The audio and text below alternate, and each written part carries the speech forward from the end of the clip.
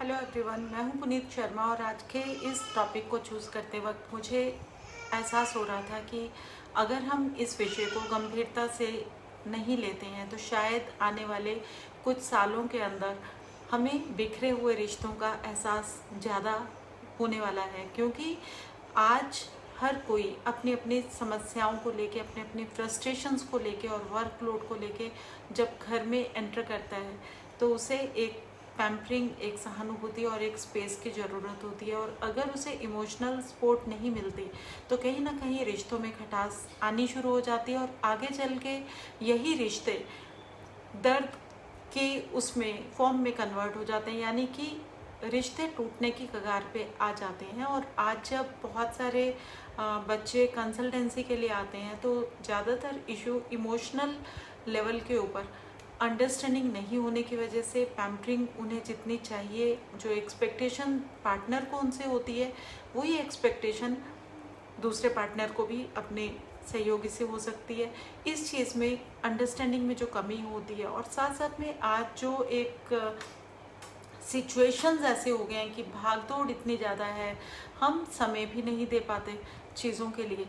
तो रिश्तों को कैसे मेंटेन रखें, किस तरह से इस युग के अंदर, इस समय के अंदर, इस काल के अंदर इन परिस्थितियों को कैसे निपटें और कैसे संभाल के और सहेज के हम इन्हें चल सकते हैं, इसके ऊपर आज हम चर्चा करेंगे, डिस्कशन करेंगे। और मैं आपको वास्तु के दृष्टिकोण से बताऊंगी कि कौन सी एनर्जी की वो फील्ड्स हैं, वो जोन्स हैं जिन्हें स्वस्थ रखने से, वहाँ के एनर्जी फील्ड की सपोर्ट की वजह से आपके रिश्ते को कहीं ना कहीं सपोर्ट मिलेगी। क्योंकि जोनल एनर्जीज आप लोगों के मन स्थिति के ऊपर डायरेक्ट इम्पैक्ट डालती हैं। और अगर आप अपनी मन को सही रख पाएंगे तभी आप अपने जीवन में अपने रिश्तों को सहेज के चल पाएंगे, यही मेरा मानना है।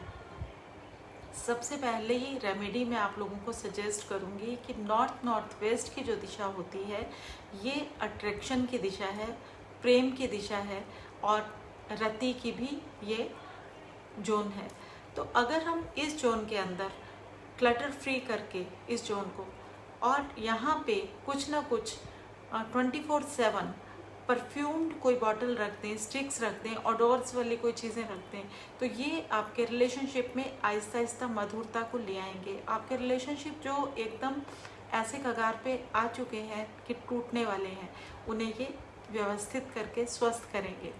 इसके बाद में साउथ वेस्ट के जोन में हमेशा से एक रेमेडी, बहुत ज़्यादा चैनल्स के ऊपर बहुत सारे वास्तुविद आपको हमेशा बताते हैं कि साउथ वेस्ट का जोन, क्योंकि रिलेशनशिप का जोन है, तो इस जोन को भी स्वस्थ रखना बहुत ज़्यादा ज़रूरी होता है। और यहाँ पे स्क्वायर फोटो फ्रेम जो कि गोल्डन कलर में फ्रेम्ड हो, उसमें आप अपनी फैमिली की पिक अगर वहाँ पे प्लेस करते हैं, लगाते हैं, और उसके पीछे आप अपनी इंटेंशंस लिखते हैं अपनी फैमिली के वेलबींग के लिए, उनकी गुड रिलेशनशिप के लिए और गुड हेल्थ के लिए, अंडरस्टैंडिंग के लिए, आप जो लिखना चाहें अपनी विश, उसके पीछे इंटेंट के साथ आप लिख के उसे साउथ वेस्ट जोन में अगर रखते हैं तो आपके रिलेशनशिप नेचुरल वे में अच्छे होने शुरू हो जाते हैं।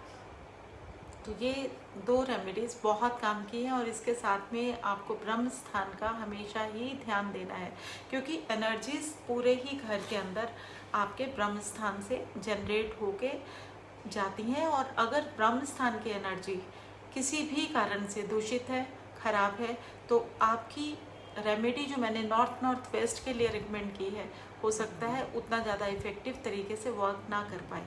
इसलिए ब्रह्म स्थान की एनर्जी को ठीक रखने के लिए सेंटर ऑफ द हाउस में येलो कलर की स्पॉटलाइट जरूर लगाएं, जो कि आपके ब्रह्म स्थान की ऊर्जा को हमेशा के लिए प्योरिफिकेशन करके अच्छा रखेगी।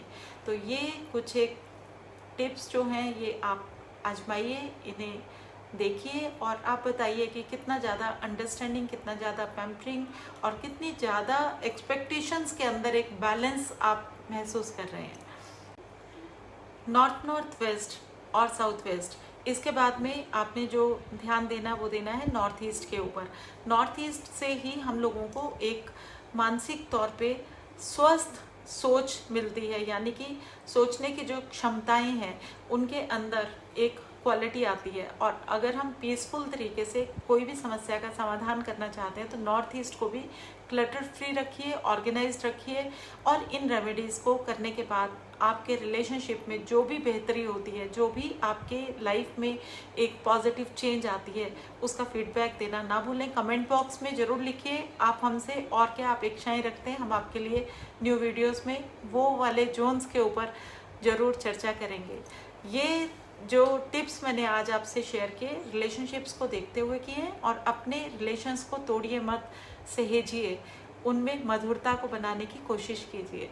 आपका शुभ हो, मंगल हो, फिर मिलेंगे। नमस्कार।